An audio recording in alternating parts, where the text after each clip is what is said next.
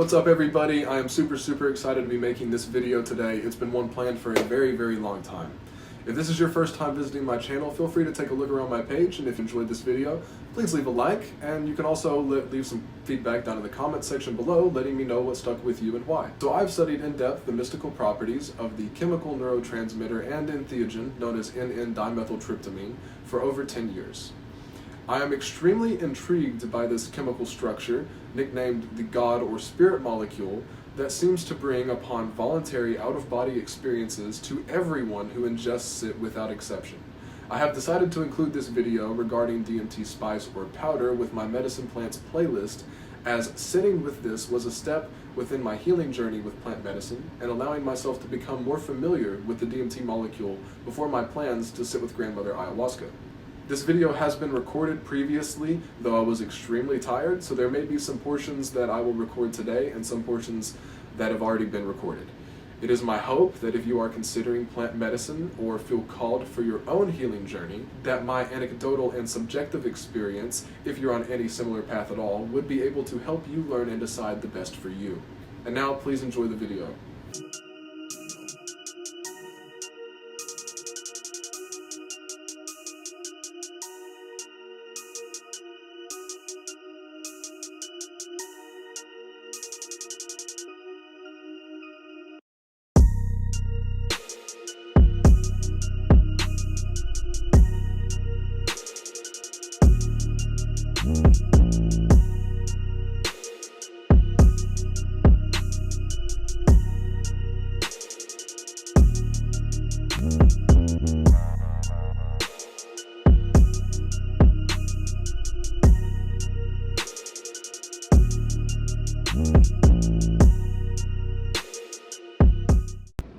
What's up everybody?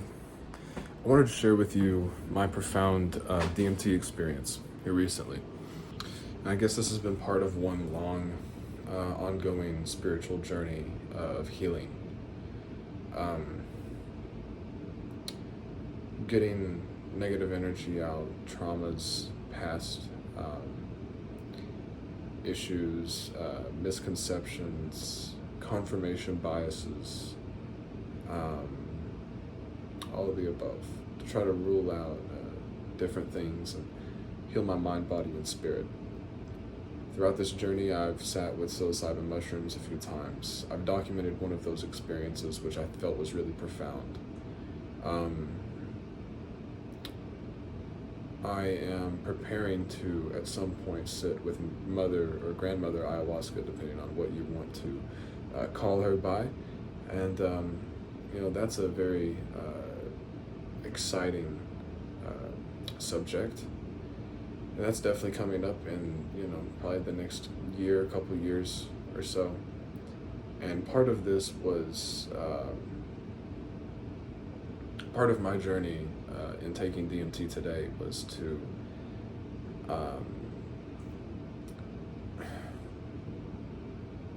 get rid of many misconceptions about the DMT realm and things I had been told by my old religion and different things that were keeping me from, how would I put it, enjoying life even, because it wasn't just in this trip, it was also in my life, but it was keeping me from enjoying, it was keeping me from actually doing a lot of my spiritual work and participating in my healing journey, because part of me felt guilty for trying to heal myself because of these traumas, and it felt like I wasn't deserving of these reliefs or these experiences that were healing me, and that I was going about it in a false way or something, because I'd been told that for a long time. And I had a lot of doubts my whole life, and I've been preparing for this experience today for about 10 years. So it's been about 10 years since I first heard about DMT. And so I decided to sit with it before grandmother ayahuasca, because honestly, let's be honest, most people, at least I would hope most people, because I hope I'm not alone, find it easier to surrender and completely let go on something that's shorter duration and not so much of a commitment. So that's the reason I sat with this first, is I wanted to see what it is, what am I really dealing with.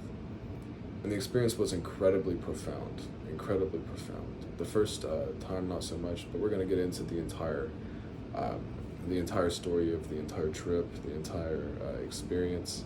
And but first off, I want to go through the why. Like, why would somebody do this? All right, so the why.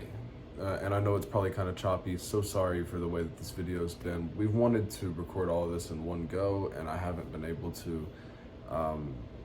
I've had to make this multiple recordings over multiple different periods. Ended up actually getting sick for a few days here this last week, so it's made it a lot more difficult for me to try to capture all the information I want to on this.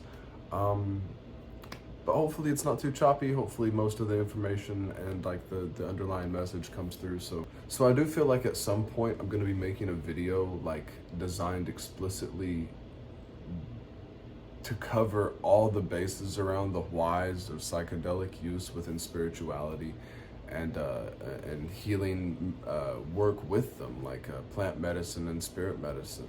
So, you know, these are important topics. They're not talked about as much, and a lot of people sometimes are kind of confused. They're like, what do you mean? They think you're using drugs or something, because a lot of people have been propagandized to view these substances as drugs. While I do think it's possible that these substances could be used recreationally in a way that's like a drug, I do think it would be disrespectful to the spirits to use them this way. And I do think that the fruit of those actions would end up showing the user that this is not the right way to work with these substances, because you know you are taking a substance into your body. You can get very hurt. This isn't something that I recommend people do, and just because I've done it, it doesn't mean that I'm recommending you go out and take it yourself. In fact, one of the reasons I want to document my experiences is so people don't have to go out and have these experiences. They have somebody they can go to for a first-hand account of what these worlds can offer. At least it's the most completely unbiased and honest place I can possibly come from, just from my experiences. So ultimately though, when it really boils down to is why would you take these substances? Well, I don't think that, you know, it's kind of silly to go on that train of thought, because most of the time the only people who are really downing on psychedelic substances are people who are Christian, and the majority of time or the majority of the time that these people bring up their points, the points are along the lines of why would you run to a psychedelic plant or a substance or a drug when you can run to God? And that's hilarious. And it's not because I don't want to say that you can't run to God for things. I want people to run to God for everything. You should be in full surrender and full abandon, reckless abandon towards God. But that's like, it's like, you know, do you not need a doctor when you get sick? Or are you just going to pray to God when you have the flu and, you know, you don't want to take any of the stuff that's going to help you get over it quicker? Or, you know, a bacterial infection, you don't want to take antibiotics or things like that. I mean, I know those are bad examples because I'm mostly for the holistic methods of medicine anyway, but you kind of get my point. In that, you know, modern society loves to cherry pick what they would decide would be something that's beneficial for their mind, body, and spirit, and what's not. And in the majority of cases, I'm gonna just go out and tell you the organic stuff is way better and safer for you than any of this petroleum-based pharmaceutical medications that Big Pharma prescribes out to all these people. Holistic health works. We've seen a lot of people be able to heal their mind, body, and spirit, even recover from things like cancer, AIDS, diabetes, and more. Dr. Sebi has some incredible resources on this, man, and he has helped save he's an incredible man that has helped save many, many, many lives. And so definitely check him out and some of his studies behind this. Again, I'm getting distracted, but I don't think that these substances are here to offer you a replacement for Jesus. I don't think that at all. And I don't know why Christians are so obsessed with thinking that people who preach on psychedelics are telling you to worship them or something. It's not. Psychedelics are not salvation. In fact, psychedelics aren't even enlightenment. They're not even the real samadhi. They're like a gateway into showing you a door. If you were to depend on them, in fact, you won't find very much spiritual growth at all. It's all about the integration and the work with them, integrating what they can show you and teach you into your daily life. They're actually called yogic teachers. They're gurus in a sense, but gurus aren't the total truth, and even a good guru will tell you that. Yeah, I don't think these substances are the truth at all, but I think they can help weed out things that keep you from the true truth, the true underlying truth, and most namely cognitive biases. I think cognitive biases, which are things that you know are incorrect about the world, that you think, feel, or have like a mental trough that's like been plowed of, and you know they're not true, but they've been so ingrained in your brain, and they cause you a lot of numerous issues, you know, whether it be anxiety or causing you issues with just connecting to your fellow man and loving them. These cognitive biases, I've noticed over a period of time, have been incredibly unhealthy for me. And the entire deconstruction journey from any faith or religion or cult or any form of belief system that didn't work for you and wasn't beneficial to you and wasn't for your highest good, you know, you have to work on unprogramming, deprogramming these cognitive biases. And so one of the main ways I think the psychedelics are very helpful is they're introspective in the fact that they can bring you to a sort of originative point of reality and a backbone to the very core nature of this world where you and I both come from. I guess another word for it would be source. And so it's very easy to be, you know, deprogrammed and reprogrammed while you're here on Earth, but a very surefire way to completely get rid of that is a reboot, right? Just reboot, send you back to source, come back. And that's one of the main things I've been interested on in this psychedelic journey, although that does take quite a bit of psychedelics, and I've been one who's pretty shy on the dosage because of some past experiences with psychedelics, which, I mean, that may be kind of smart on my behalf, it may not be. But I want to be able to make sure I can fully surrender and not hurt myself when I'm doing this. So I am going through a bit of a healing journey with these psychedelics and these plant medicines, where I'm not going to be taking, you know, heroic doses or anything at this point in time, but I'm going to be learning as much as I can from, you know, maybe a little smaller amounts, and whenever the universe tends to tell me, you know, that's how I've been going at it. If I feel like the universe wants me to, you know, experiment with 2 grams of mushrooms with this intention, or an 1/8 of mushrooms with these intentions. Now, some of these haven't happened yet, you know what I mean? But whatever the dosage is that I ever take, and whenever I do take it, it's usually prompted by a feeling of a spiritual calling to take these substances. This isn't something that you do every day. This wouldn't be something that anyone would touch every day.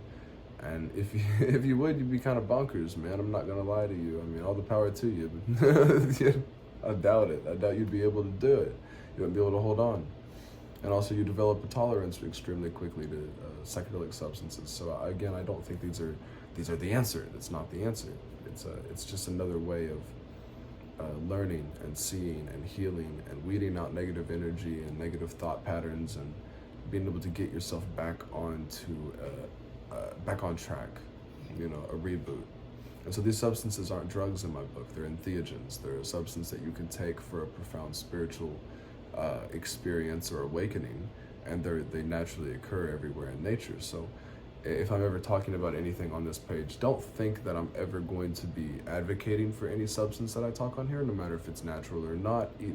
To each their own. I don't know what's best for you. I only know what's best for me. And so also, to keep with YouTube's community guidelines, I'm never going to promote any substance that's illegal or illicit in any form or fashion.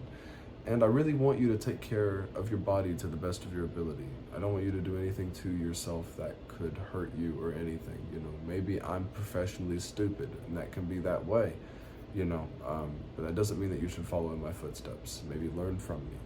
You know, that's a good way of looking at that. And so with all that said, I think I'm going to be hopping into the story of my DMT experience, you know, what I experienced when setting with this molecule. And I mean, it was quite something. It's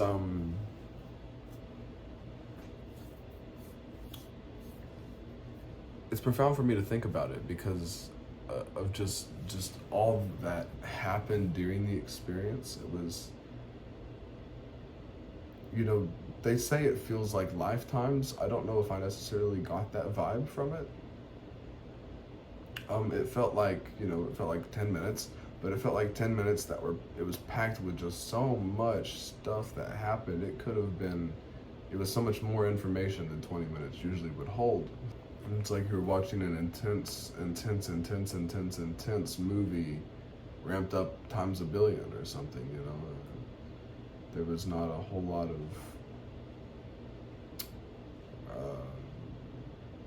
stillness or flow. It was very like roller coaster-y. And so to first describe what I experienced with it,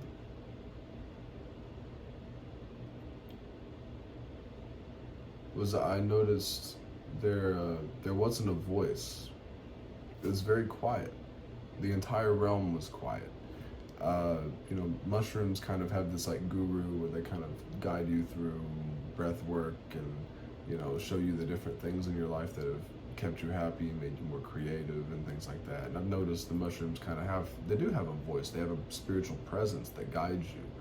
And people talk about this with Grandmother Ayahuasca, and they talk about it with things like mescaline, peyote, San Pedro, etc. But not now on this DMT molecule, where it was just the molecule and free-based. There was no voice. It was incredibly silent. It was almost, if it was speaking to me, it was speaking to me entirely in the way that I was perceiving reality and perceiving the world around me. There was something else I wanted to say before I wanted to get into the experience step by step, but I can't really think of it. So if it comes up, I'll bring it back up later in the story. But yeah, so you actually don't get to see my first hit. I did record me taking the hits, and if YouTube's gonna allow me to have it, I probably won't be able to post it with the YouTube video, but it will be available on my Patreon. You can check out my tiers on Patreon. They're very cheap tiers, so hopefully you'd be able to access that video if that's something you would want to see me actually smoking the substance. But yeah, so you don't get to see my first hit on the video, but you do get to see my third one. And the third hit, I didn't take a very big hit. The second one, I took a pretty massive hit. And this was because I was kind of still apprehensive a little bit. I didn't know much about the substance. Even though I've studied it for 10 years, you feel like you can't really know something that you haven't sat with before. I had an idea of what I would experience. I had no clue it was going to be like this, though. And so, yeah, I do think I was definitely true to that statement. The very first hit, we didn't notice much of the taste other than it felt really, really harsh herb hit. And, I smoke a lot of cannabis and tobacco sometimes. I smoke ceremonial tobacco, mapacho. It's the kind they smoke at ayahuasca ceremonies, etc. But this tasted very, very thick and very, very like a much stronger smoky smell. And you didn't really smell the powder. The powder didn't really have much of a smell to it at all, but the smoke did. And it smelled extremely strong. And I took one hit just to kind of see what it would taste like, what it's gonna do. I prayed over it and everything. And then I set down the phone, I prayed over it again, because I'd realized that I hadn't done that. I hadn't recorded. And so I prayed over it again, and then I took the second hit. And you can see it's a pretty massive hit. I'm definitely feeling it, for sure.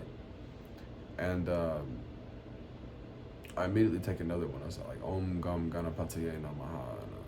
I did this mudra to try to move blockages out of the way in order to get to my soul and have that inner strength in order to take this next hit and see where it will take me. And so I pull this thing, and it's I barely take like half a hit or so, but I was just told, this is what you need right now. This is all you need. Cap it, set it down, and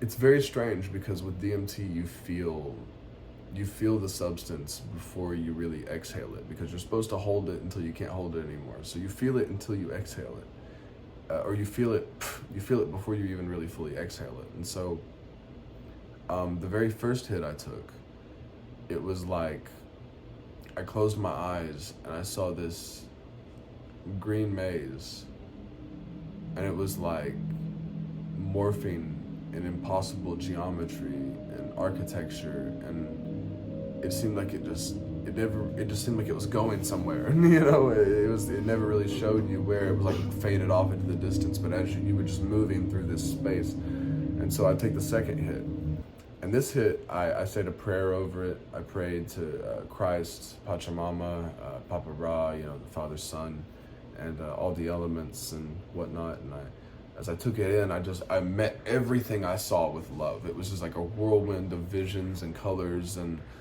different beings. There was some beings there, but they weren't very clearly outlined. And I was just love. No matter if I see something scary or not, just love. And even the things that were scary I saw, I loved them, and it felt good. It felt like I helped heal them in that way. Third hit, this is all within the span of like 10-15 seconds. It's crazy how much time slows down when you take this substance. I took the third hit, and immediately it was like I was just skyrocketed on a rocket ship. I laid back, and what I had heard previously during the times that I had inhaled the hits, I had heard it almost sounded like a medicine bowl. I usually have one nearby, but currently I can't find it. But it just doing boom, you know, I might add a little sound clip in. But it was very much more comforting, you know? This last hit I took, it sounded like my ears started ringing. It was a different, it was an entirely different pitch, much more high-pitched, much more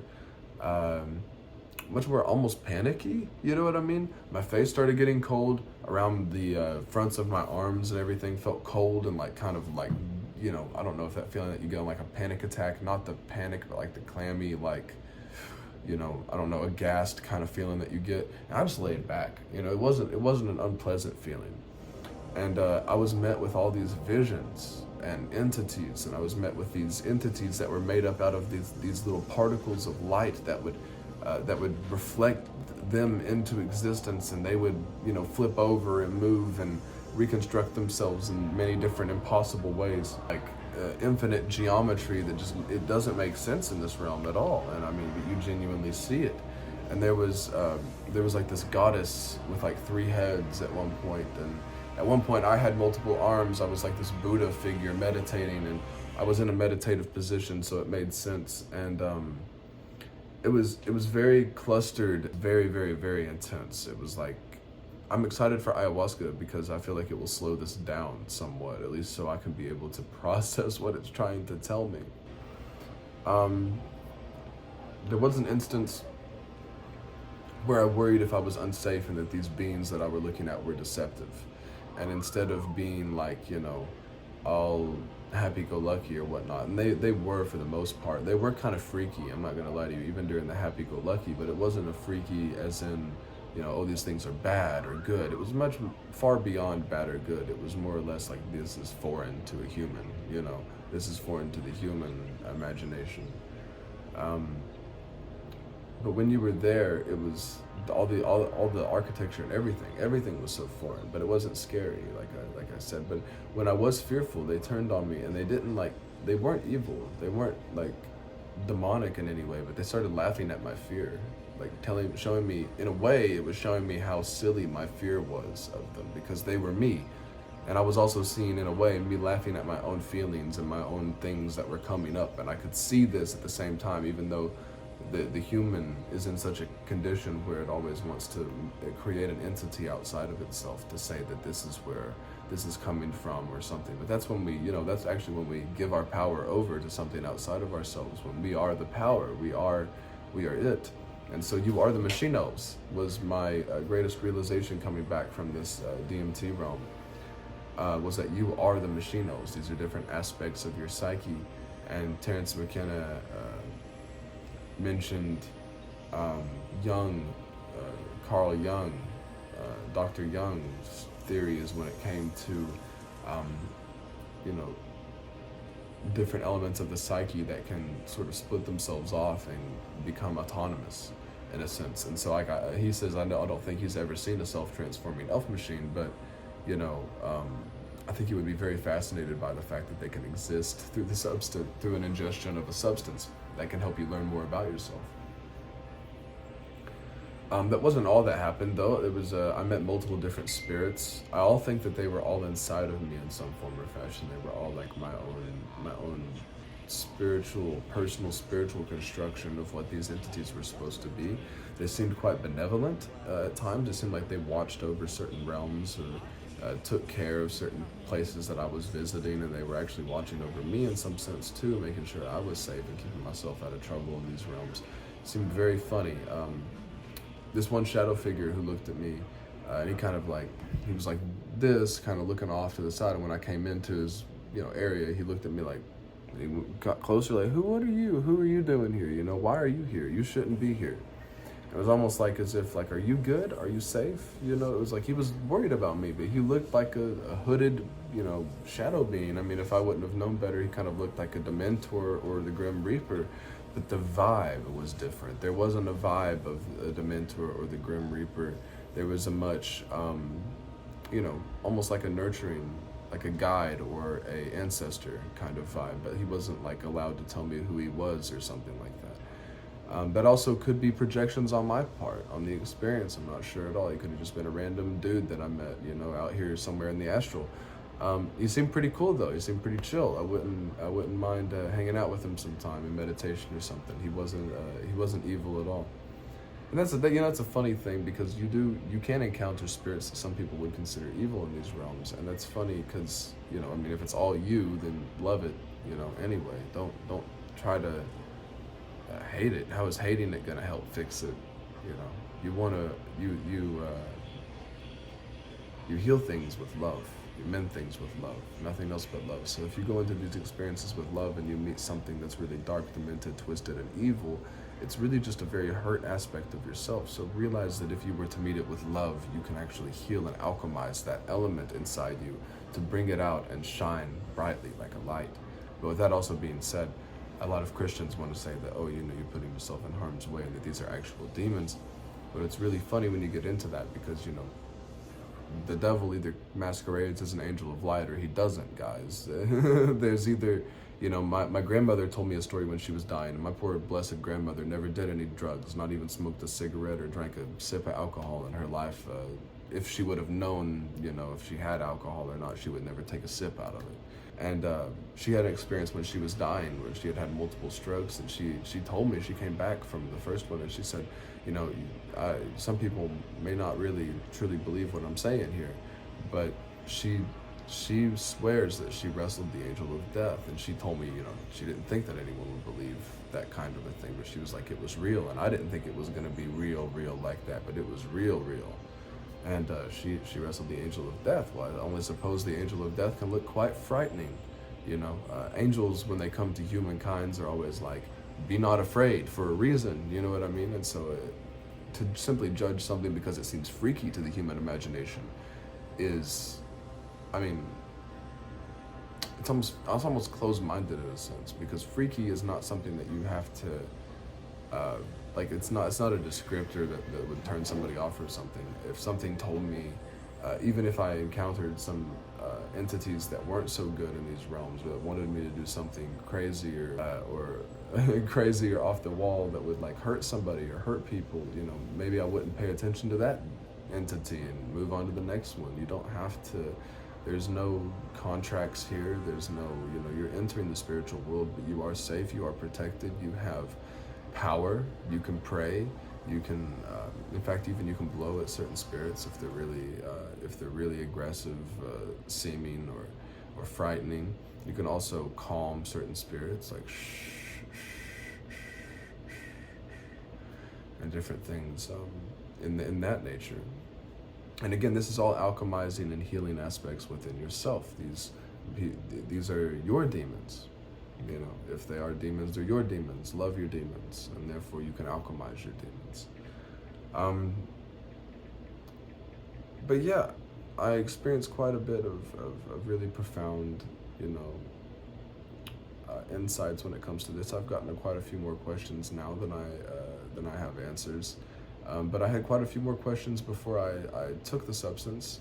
So I got some answers, and it gave me some more questions. And that's awesome. So it means we're always moving forward, always ever changing, ever growing, ever evolving. And so I think that this is a path that is definitely opening up for me.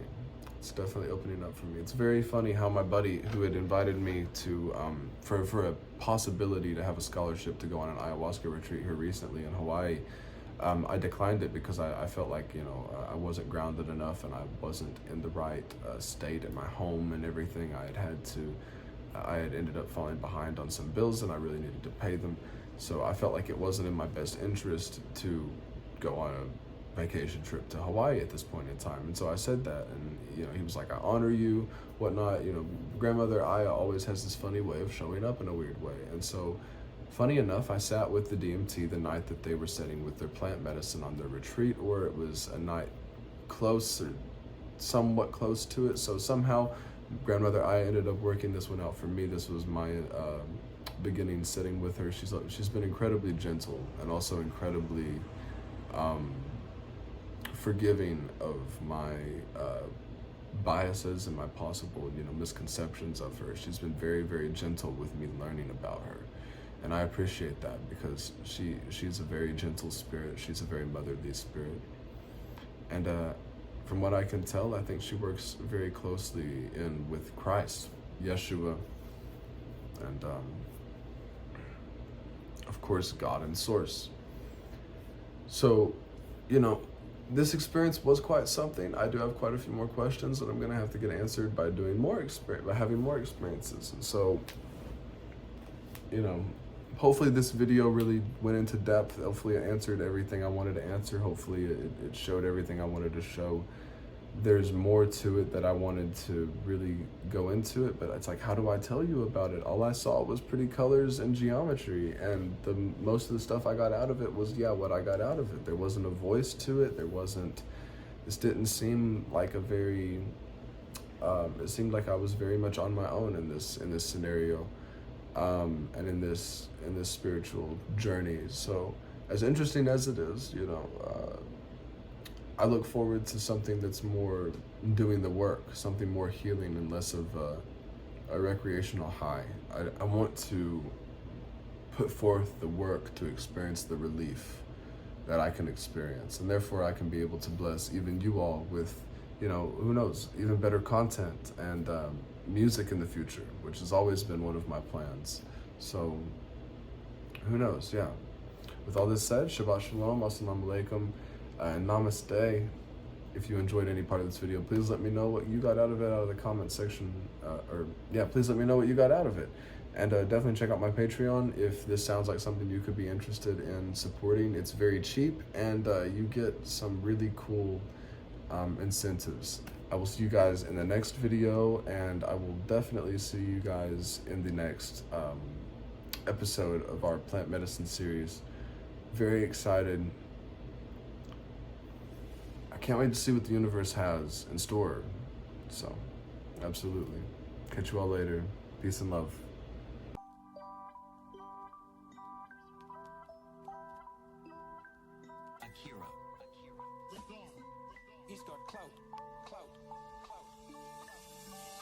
I encounter self-transforming elf machines, which are creatures, entities, perhaps, although they're not made out of matter. They're made out of syntax driving light. It's one of the most challenging parts of the whole psychedelic landscape. Most people can accept the idea of disordered sensory input, recovery of traumatic memory material, but what are we to do with an elf? What are we to do with an elf? What are we to do with an elf? You know,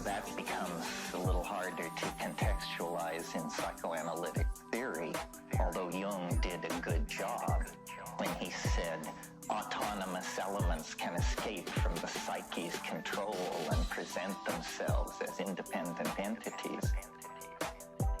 I'm not sure he's ever seen a self-transforming elf machine.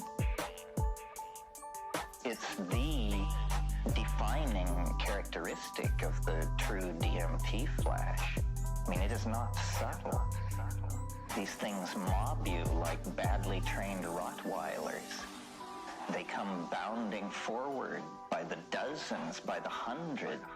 They jump into your body. They jump out of your body. I mean, it maps to some degree over the archetype of the little people, the leprechaun, the fae, and being Irish and being Jungian. I'm willing to entertain, maybe I have a special relationship to this stuff. But then in the Amazon, the people using DMT that I studied, the reason they did it, they said, was to speak with the little people. Was to speak with the little people. What are we to do with an elf? What are we to do with an elf? What are we to do with an elf? What are we to do with an elf? What puzzles me about my contacts with these beings, it conforms to, let's say, the Irish model. They are small, full of merriment, almost to a manic and frightening level. It's sort of like a Bugs Bunny cartoon gone berserk. They are friendly, but play rough. It's a land of explosions and falling anvils. The overwhelming feeling is love, this kind of crazy, childish affection, and they're delighted to have me in their presence.